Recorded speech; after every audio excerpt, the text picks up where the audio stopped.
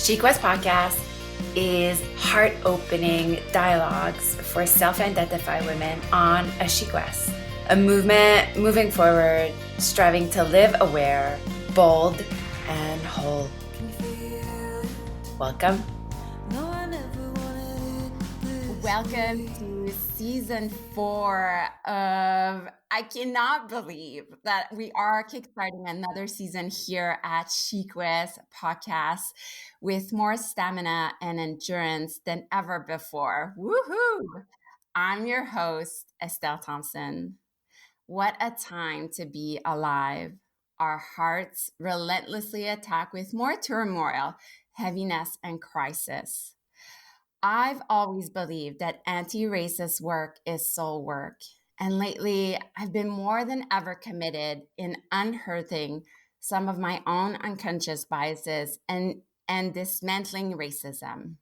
As you listeners know, shadow work is a fundamental part of Chic West, along with learning art and yoga tools to make you comfortable with your discomforts.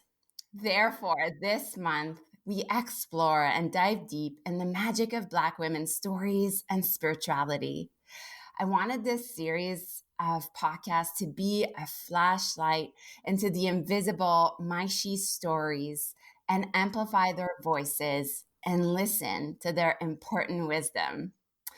Today's guest on the show, you have such a treat, Nikki Martin. Nikki is a writer and full-time yoga teacher living on the eastern shore of Nova Scotia. Her love of words and stories, both reading and creating them, started very young. And with the release of her first fictional novel, A Momentary Darkness, in August 2018, comes the realization of a long time dream. Her passion for words and creating also shows up in her yoga classes.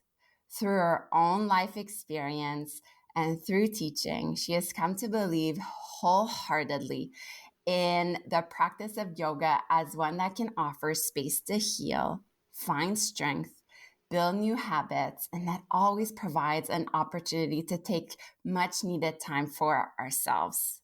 You can find her teaching at a number of yoga studios in HRM or in her spare time somewhere near the ocean. And on a personal level, Nikki and I know each other from the yoga community here in Halifax.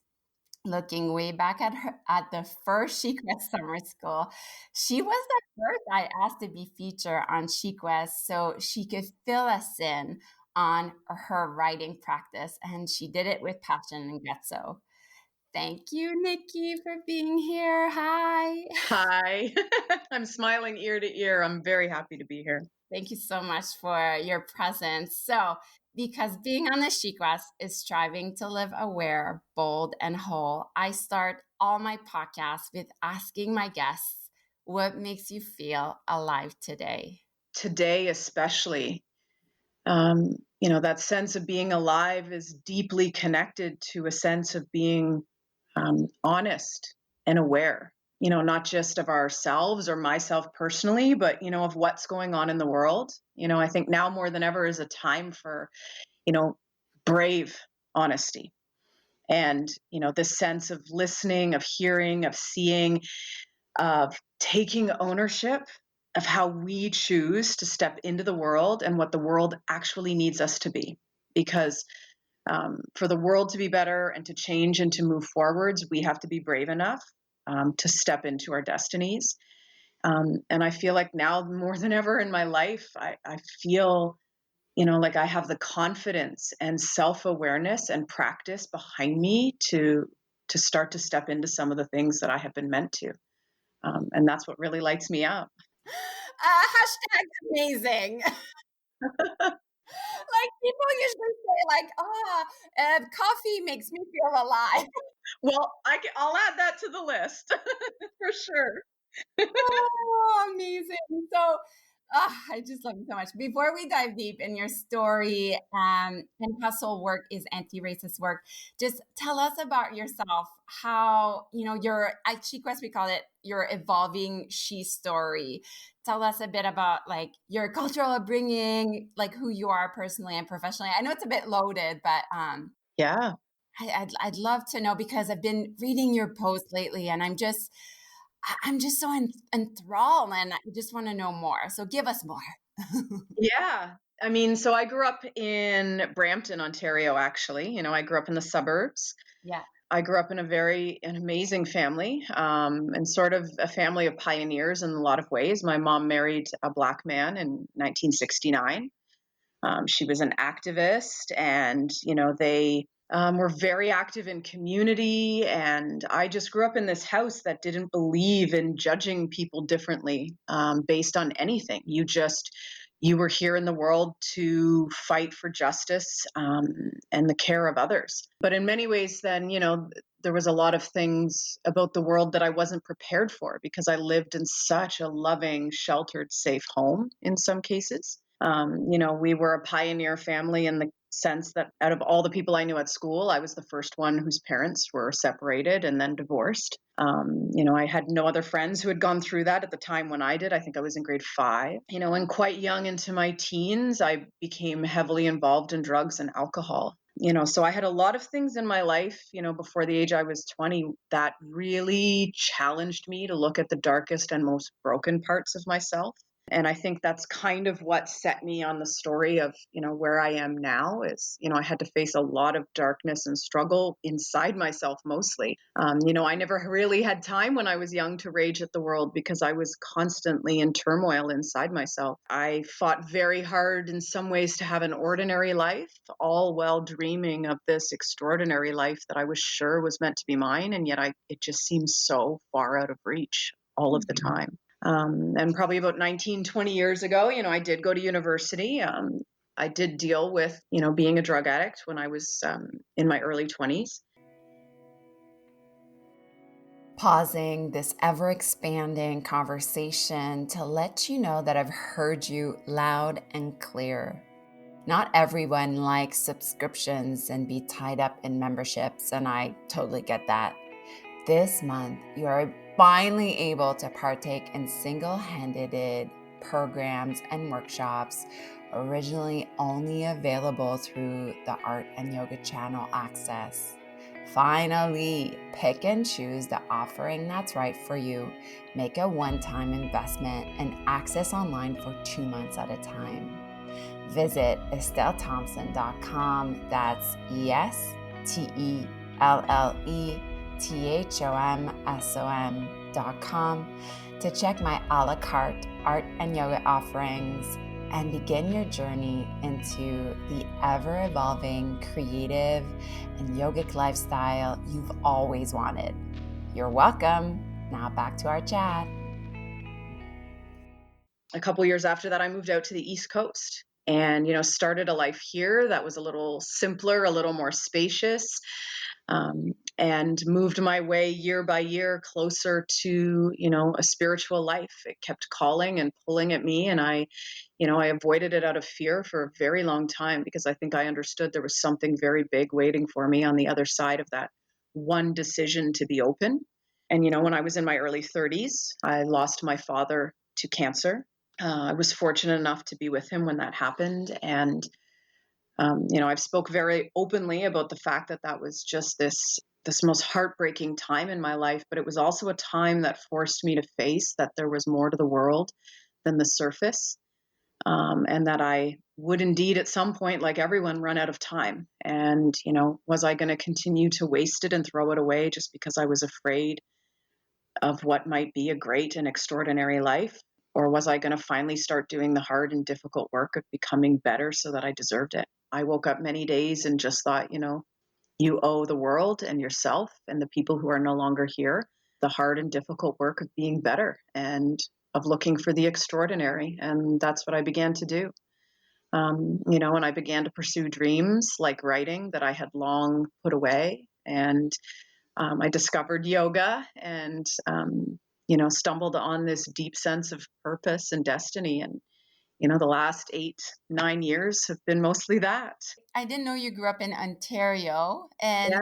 So did you move to Nova Scotia for school, or it was just like by yourself on the whim, or what was the call, you think? Yeah, it's interesting because my mother and grandmother and brother had moved out the year before. And I think my mom just really, like, she had spent so much time, raising us and doing everything she could in this rat race of Toronto. And as soon as she could get away from it, my sister and I had already gone to university, she got as far away from it as she could. And she moved like to a tiny town on the South Shore of Nova Scotia. Wow. And my sister and I we've always been really close. And I was at university in Ottawa. She was in Toronto. And being even that far apart for us was just too much distance. Yeah. And I had considered moving to BC to go to writing school. I did get into like a part-time program, but I knew I wanted to get to the coast. I knew I wanted to be near the ocean. I've always kind of had this call to be near the ocean. Yeah. And I remember I went to Toronto to see my sister, and it was sort of like me, us having one last goodbye so that I could go west. And we were sitting there one night just having a few drinks, and we just kind of looked at each other. And I don't know who said it, but one of us said, "Let's just move to Halifax in a couple weeks instead." And the other one said yes. And we picked up our lives. And 2 weeks later, we moved out here. And it was just, this call that we kind of both had. Her and I have always been on similar wavelength. We're very close. We live, 3 or 4 minutes away from each other right now. So it was just like, it was spontaneous, and yet it made more sense than probably anything had for a very long time. Get over like your addictions and all that, because I didn't even know that either. Yeah. When I was younger, and I had, struggle with drugs. It's interesting, part of, I think, what pulled me into that world is some of what I see now, which was just a quest, for spirituality. And, Yeah. I realize now I was looking for God. And I think, when you come across certain drugs, they can give you this sense of getting closer to a world that's under this one. It's not necessarily the right way to go about finding it, but I think when I started to have these glimpses of magic and mystery when I was using drugs, it really pulled me in. And before I realized it wasn't what it seemed, I was lost. And I struggled for a couple years until very close to when I believe personally I would not have survived. And I remember there was just a moment where I understood that. And it was almost like, I heard like not a voice, but just the story of like, you can actually choose for this not to be your life. It doesn't have to end this way. There are greater things waiting for you, but they're not just going to come looking. Like, you have to fight for your life. And it's like a switch inside me went off, and I just suddenly had the momentary clarity and strength to just take one step away. And that single step forwards, propelled me over a very long time of struggle and heartache away from, that first addiction. I was unfortunate enough, to be, just as easily consumed by, alcohol. So obviously, going to university a couple years later, and then, the next many years of my life, struggled with that addiction as well. But I think that first overcoming definitely laid the groundwork for me to, when I realized that drinking was going to destroy my life, I had that clarity again of like, you actually have a choice about this. And I understood, I just became a little bit compassionate and forgiving with myself. It's okay to be afraid of your own greatness or your own path or the challenge of getting to that truest self, especially when it seems so far away. Be gentle with yourself, but also enough is enough. It's time to move forward. That's what I did again. And, in my early 30s, after my father passed away, I stopped drinking, and I haven't had a drink since then. It's like you had the kind of wake up call, kind of like you saw your own like death in a way, and that you're like overcomings.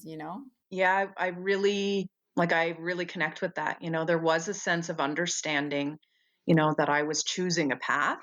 And I Yeah. think sometimes, this is not what is anybody else's experience, but for my own experience, there was a kind of giving up, in allowing my addiction to be what it was.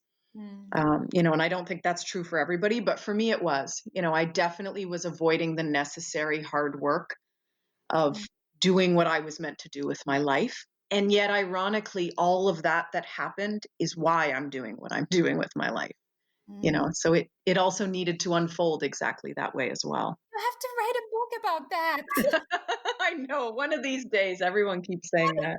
That's not even why I'm having you on the podcast. And I'm like, no, talk more about your overcomings. Right? But what I have you on the show, and I just want to say also, like, thank you so much for entrusting us with these words of wisdom in your life. Like it, for me, it's such a, just that little flashlight in just fills me, like lands really deep within me. So thank you so much. Thank you. We're in this like crisis mode right now in the world, like almost like a dark night of the soul, like globally. And these past few weeks, this term really, I mean, we knew about the term, but like the term Black Lives Matters, like really, kind of it came in strong. Not strong is not a good word, but I want to know what that means for you, and how it has influenced your story. I mean, for me, it's interesting that it's happening now, because I've struggled for much of my life to accept my Blackness. And it's just been this last, year and a bit that I've really begun to recognize, what that was about for me. And that I understood from a very young age that, my whiteness from that side of my family was a safer place to be in the world and in myself. And so I really, never acknowledged that side of myself. And then I did a workshop last year at Kripalu with Sean Korn and Carrie Kelly on, yoga and social justice and how we have a responsibility, even in our rooms, to be offering people space to become better so that it has an impact in the world. And, some of those discussions led me to finally look at this part of myself and how I had been complicit in some ways because of my unwillingness to speak up or take ownership of my whole self. And to also recognize, up until that moment, I probably would have said that I had lived an entirely privileged life. I've lived a very privileged life, but that I hadn't really been a victim of racism. And yet, as I've assessed it over this last year, and recognizing, just the fact that I understood to behave a certain way and to keep quiet in certain ways and to accept and allow certain behaviors, that didn't necessarily seem hugely awful, but it's only now that I'm starting to recognize that those are as much a part of the problem as the big and awful stuff that we are seeing on a global scale. And so I think what this movement means, or, how it matters to me, is that the truth of it needs to seep into our lives from the littlest to the biggest things. And that no amount of action for justice and equality is too much. That if you're showing up over here, but you're not showing up in these other places, if you're speaking out here, but you're quiet over here when it's convenient. And so I think what it's just given me is just a recognition that, some people are meant to be activists and to lead in that way. And some people are meant to be educators, and some people are meant to show up, in spaces and teach people how to find, their inner light and love so that they can then, hold that space for everyone. That all these journeys matter and that we need to show up in all of our spaces with equal strength and willingness and openness. And I don't think I ever realized about this movement before. And that was a year ago. Yes, it was right at the beginning of May, and it was weird because I had this weekend and there were so many revelations, and I actually started re-looking at my life and some of the circumstances and relationships and situations I was in. And, for a while after that, I was really angry. Like I felt like I'd been fooled. Yeah. Realization must have been like, like reassessing, like based Oh like your my God. whole life. Yeah. Yeah. And I felt foolish and I felt guilty and ashamed. And, I had so many emotions and I had to work through all of it before I could sort of get back to my even footing again. That like, how did you work through them? Well, I mean, there's, two things I'm an advocate of is, you have people in your life that you can be brutally honest with, especially about your own, shortcomings, stumbles, and, fuck ups. Like you just need people that you can say, oh my God, I did this and I need to talk about it. Is your sister one of them? Yes, my sister is one for sure. I have another really good friend who actually went with me on that weekend, Jody McDonald, who is another that, I can say all my worst things to, and she's a great mirror for me. And yoga, right? That work of showing up, of looking at yourself, of acknowledging your brightest parts and your darkest hiding places. And, understanding that, first and foremost, we begin with self before we step into the world. That's right. And I'm curious, and I don't want you to speak for her, but I bet you the conversation you had with your sister would have been enlightening as well. Was it an awakening for her as well, or is she? Yeah, my sister is really insightful, and what I love about her is she has a unique perspective on the world. She's one of Mm. those people that will always offer you an insight you won't get anywhere else. And yet, she sees me like I see her, which is the absolute best. Wow. Which is a challenge sometimes when we're sort of hauling out our darkest or hardest things, right? It's sometimes hard with that person who loves you the most. And yet it gave us both space to, converse about moving forwards in the world in a different way and about maybe holding each other accountable at times, maybe when we hadn't before, which is also really powerful work in relationships, right? And yeah, I feel I work so hard to be insightful, and then I meet people that are just insightful naturally. Yeah, I know. She says things all the time, but I'm like, "What? Why didn't I get that?" Like, and then you just got to remember you have to be grateful for that person's in your corner, and it's like, "It's fine. I'll just come get your brain every time I need it." And yeah. No, I know. I mean, my husband Scott, he's so grounded, like all the time, like nothing phases him. And I'm like, how did like that's probably why I married him, but like Yeah. I have to work so hard for like this even and he doesn't even do yoga. Oh, I Oh get it. I do. yeah.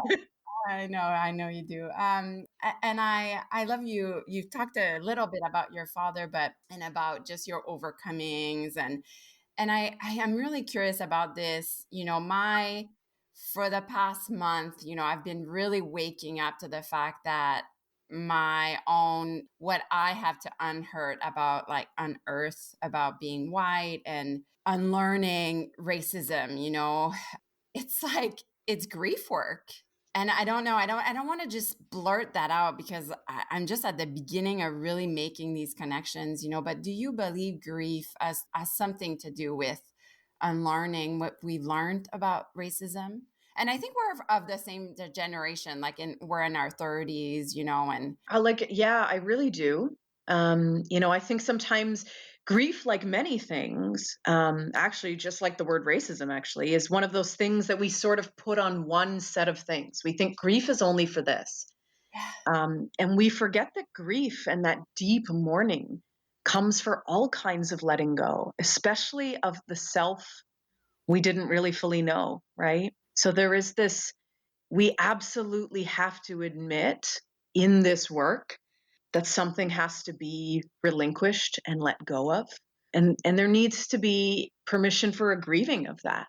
And that's challenging because some people are in this fight for their lives. And so sometimes we feel foolish trying to justify the grief of just letting go of some version of ourselves we thought we were.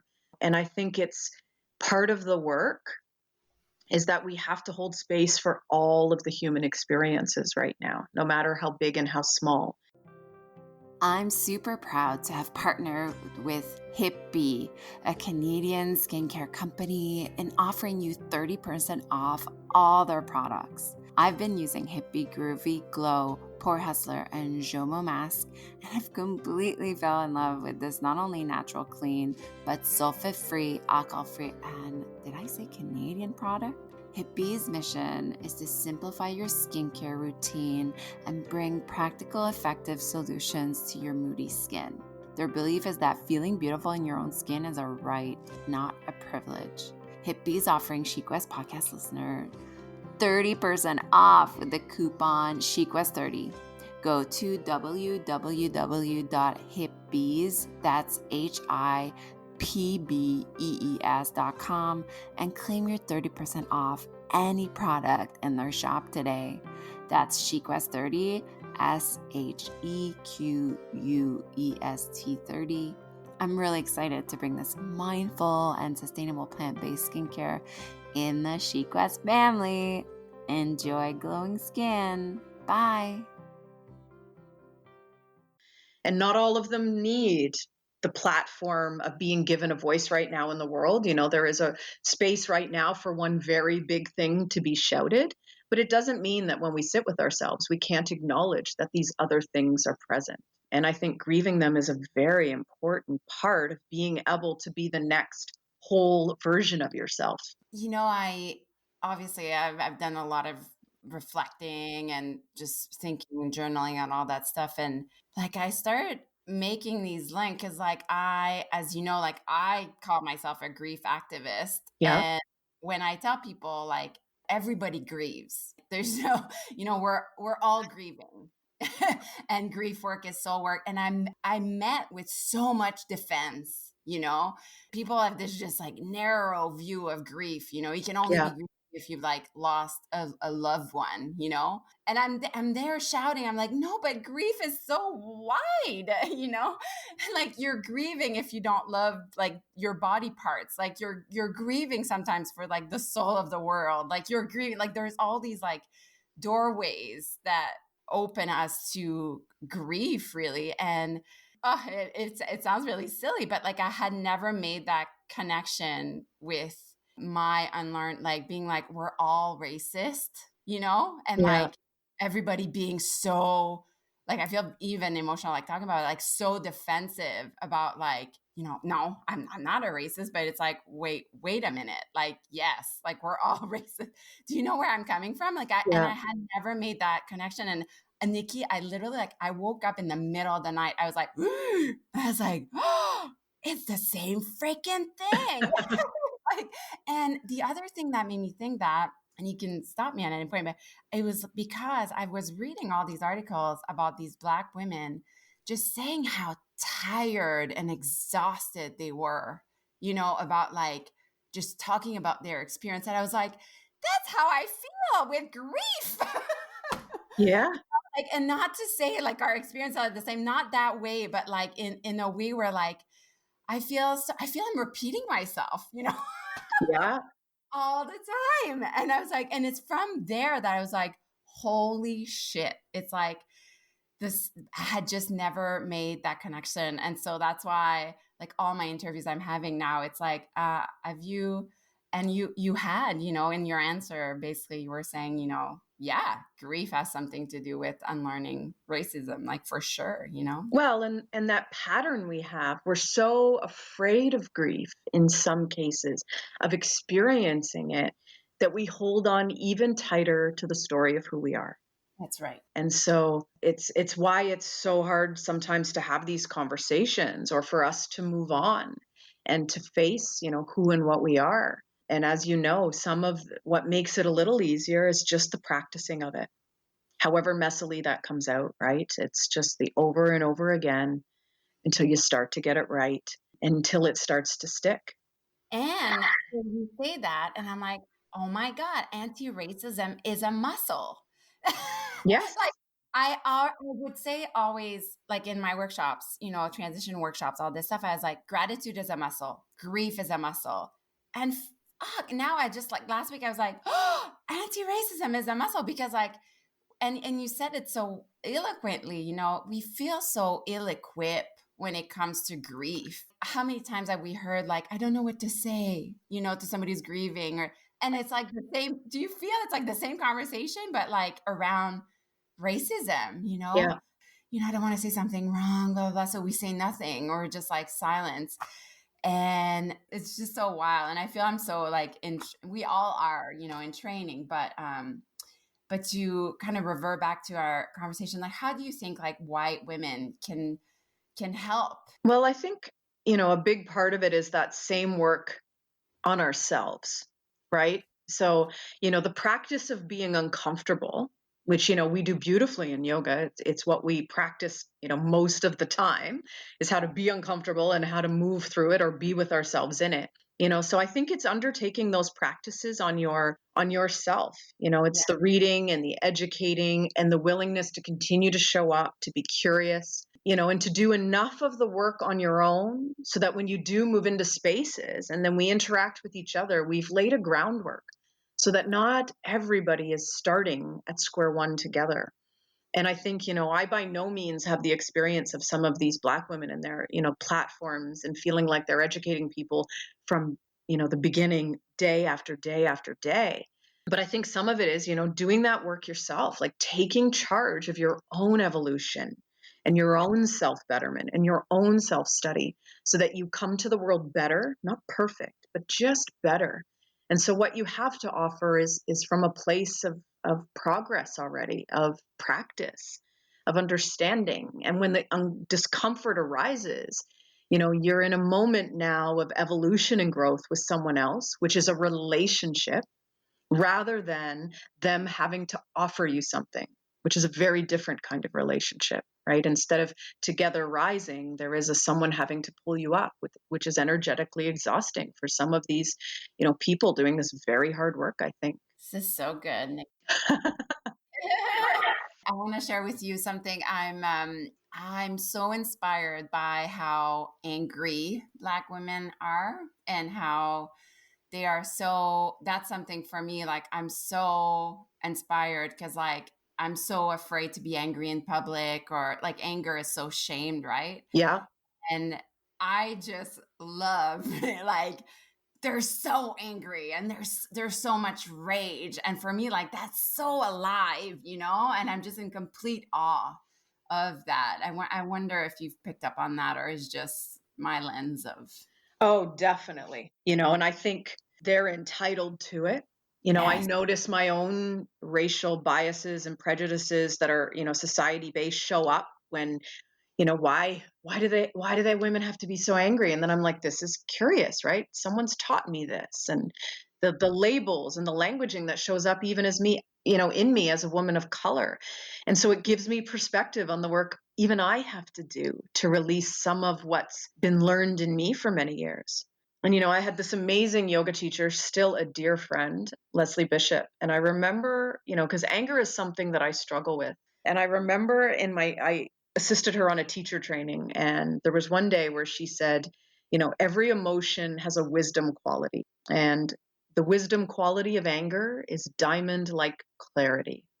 And I just had this moment where I thought, it's not that we just want to release ourselves to our emotions, but like, isn't, when you get angry, you also usually have some kind of like insight or something shows up for you and you're like, whoa, this is why I'm so angry. Or you see something about yourself or the world and you understand in that moment. And I think that, there is so much wisdom in this anger that we do. We need to, I don't want to use the word celebrate because it's tragic that we are here and that this anger has to be a force. And yet we do need to recognize that it is justified and there is something behind it that has a lot of wisdom for all of us. And I think we need to listen. It's tragic that we are here. It's so beautiful. It's so tragic that we're here, It Nikki. is. I know. It is. And yet, like, what, the question is always, no matter how it is, what do we do with it, right? It could be absolutely beautiful and perfect that we are here, but we still always have the choice to celebrate it or miss it because we're too distracted doing something else. And I think it's the same with this being what it is right now, right? There's still a choice. Some people are going to turn away. Some people are going to try and fight very hard to go back to their lives without noticing. And the rest of us need to say, not this time. Tell us, how can we start widening our lens around anti-racism? I think, again, a lot, it's two big things, right? It's self-study Yeah. and it's education. Yeah. And I think the wonderful thing about the world we live in right now is both of those things can be undertaken to some degree in community, and community is the most powerful thing we have, right? So, finding ways as we work through some of these resources, right? A lot of them can be undertaken in groups as part of book clubs. You can join together with women and other movements to learn and educate yourself. And some of it can be done absolutely at home on the couch by yourself, and some of it can be done in community, whether it's online or through Zoom, or slowly, hopefully soon, stepping into more and more spaces out in the world. And even, the work of self-study in the yogic path can still be undertaken with a sense of community around you to remind you to stay steady, and to remind you to get back up when you wobble or you stumble or fall, and to, reflect for you the kinds of things that are changing around you and the reasons that we are, doing this work. But I think that's the biggest thing, right? Is that it's work. It's not easy. It will not be a momentary thing. We cannot show up today and post and shout and scream, and by Monday, be back to the mundane. This is a fight that is going to take time and effort. So people need to be really willing not to let it weigh them down and to move on. We need to stay steady. The more I realize a true line really of yoga is about stability, isn't it? Yes, it's steadiness, right? We are learning how to be steady in ourselves and to be steady in the world. And no matter what storm comes at us, no matter what is going on, there is a sense of, of being anchored to something. And it is vital, right? We cannot really we can't accomplish anything if we aren't steady, if we aren't stable. And so the work always begins with ourselves.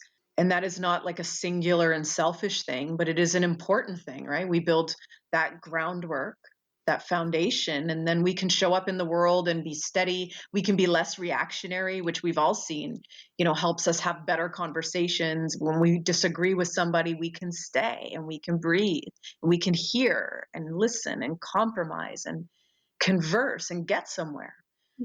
So I think it's vital as we move forward from all this and through it.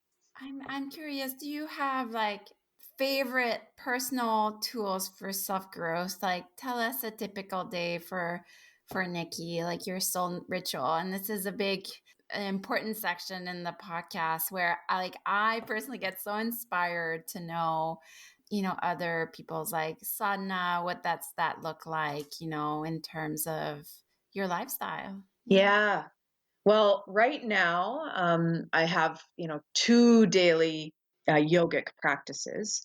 And in the morning right now, I'm doing more of a devotional practice. So I've learned recently that, my struggle with things like judgment and, not always hearing people has a lot to do with my own story and struggle of self-love. So I've sort of dedicate my morning practice to devotion. I get up, I sit, I do some kind of breath, pranayama. I'm doing a devotional meditation right now, and then I do like a mantra for usually about half an hour. And that's my morning practice. Sometimes it includes, it's funny to say this, but I mean, sometimes it includes asana, but really meditation, breath, and mantra are like the staples and anchors of my practice. And I do the same thing in the evening. I sit, I breathe, I meditate, and then I do mantra. And again, I focus on the heart, just trying to find this place within myself that I know can hold the whole world. And I'm just working on that. In between all that, I try to fill every day with some of the things that bring me that sense of joy and connectedness to the world. So whether it's nature or the ocean or my nieces and my sister, or silence and solitude, or ice cream, or 3 guilt-free hours in front of the TV watching something that makes me laugh, laugh and laugh and laugh. So it's trying to recognize that what I need is allowed to be different day to day, and I'm not accountable to anybody for what that is. It's about me, because I want to be able to do then the work of showing up in the world and offering and giving and leading and guiding. And I can't do that unless I've done it first for myself. I don't know if I have any more questions to answer my questions. Do you have what about writing? Do you have a writing practice? Do you write every day, or how does that look for you in a creative sense? Yeah. Writing is really interesting for me. So I don't have a daily writing practice as far as sitting down to write. Mm-hmm. I do, however, and I always have, included in what I consider my writing practice, the things that I absorb that I know will become story at some point.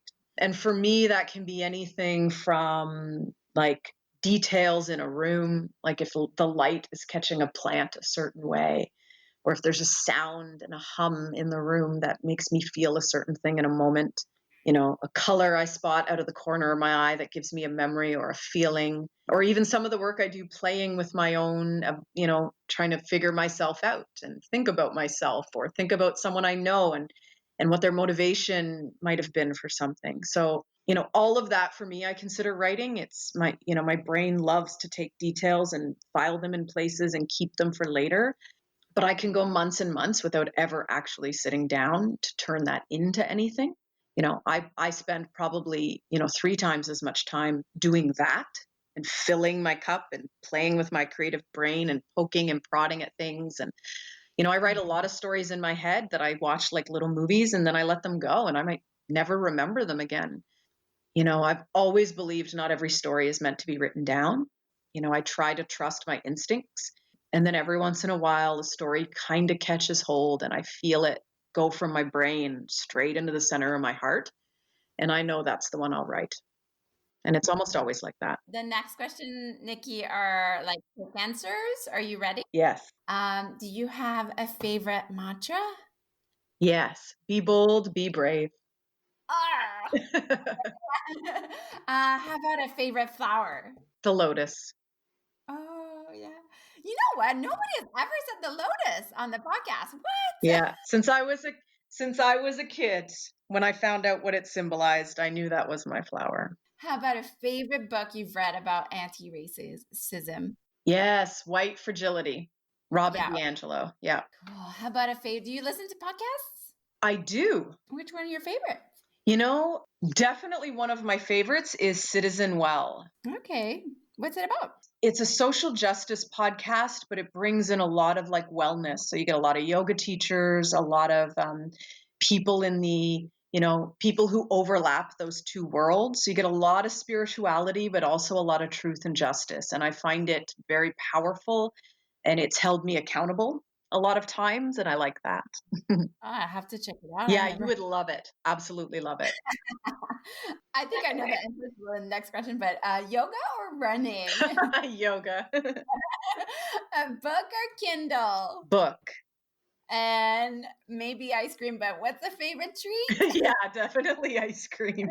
All right, so kind of one last question. It's a bit loaded, but I have faith in you, Nikki. All right, I'm ready. So knowing what you know now about your story and how it's been influenced by, Black Lives Matter, what do you wish for this new world that we are creating? Like, what's your wish for it? This new, I really, and I'm asking, it's a new question I'm asking because I really feel that's what's happening right now. It's like there's a chaos before this big crafting, of this new world. Do you have anything to say? Yeah, I think it's interesting because what first came to mind is just sort of where we began, right? I hope the world is more honest. Mm. And I think, that's very powerful because, and especially in our world of wellness and yoga, the world is not going to be all light and all one thing. But I think honesty is beautiful, that we recognize there is the light and then there is the shadow that is cast. But I think in a more honest world, we can call ourselves on things. We can be, we can start to have healthy, fulfilling, true relationships with ourselves and with others. We can acknowledge the things we're not doing well and be working on things better, not be holding on so tight to these stories that have us locked up and suffocating. So I absolutely hope the world is more loving and peaceful, but I don't think that will come without truth. And so I hope for truth and honesty. I love that.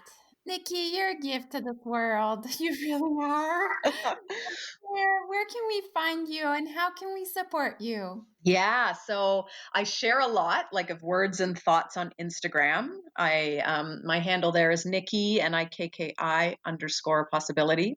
I just launched a new website, nikkipossibilities.ca, which has, my free YouTube channel, has my teaching schedule. I share wherever I'm speaking like this, links to all this kind of stuff that I've done. And my book, A Momentary Darkness, you can get it on Amazon and other places. There's a couple local stores in Halifax, like the Bookworm on Spring Garden, that carry it. So, Bookmark, sorry. So yeah, I'll take, any and all support, even just a comment or a heart on a post. I'll take that. Go follow you, everyone, to go check out your website. I didn't know you have a website. That's incredible. Just came out. And that is huge, and your book as well. And so we'll put the links on there. I just want to say, I appreciate you so much and taking your time and having this conversation with us. So I don't even want to say it's timely. It's meant to be out there, and you're so eloquent, such an artist, and I just feel so lucky to be even like your friend at all. Thank you so much, Nikki. Thank you so much for having me. I mean, I feel the exact same way. So this is one of those things that, fills my cup, fills my heart, and definitely gives me hope about the work we are doing in this world. So thank you. Same. Namaste, Nikki. Namaste. Bye.